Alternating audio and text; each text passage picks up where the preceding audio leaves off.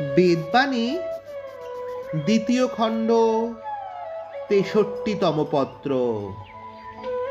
ইন্দ্রিয়াদি প্রকৃতির গুণের পরিচালনার বেগ একটু সহ্য করিতে অভ্যাস করিলে সেই গুণ পীড়নের হ্রাস হইয়া নিত্য আনন্দের বৃদ্ধি করে।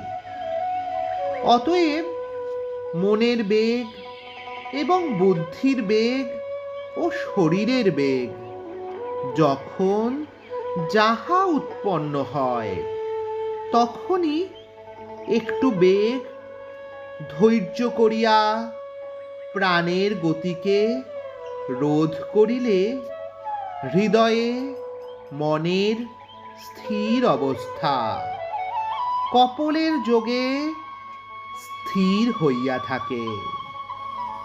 এই রকম সর্বদা করিতে করিতে মন নিত্যধামে প্রতিষ্ঠা হইয়া যায়। আপন সুখের জন্য সেই সকল কর্ম অধিষ্ঠান আসুরিক ভাব। ইহা সকলই ত্রিগুণের বিবাদ মাত্র জানিবে।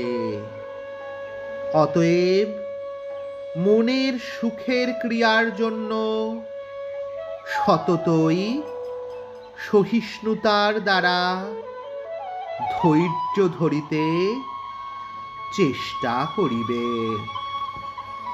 জয় রাম, জয় গোবিন্দ।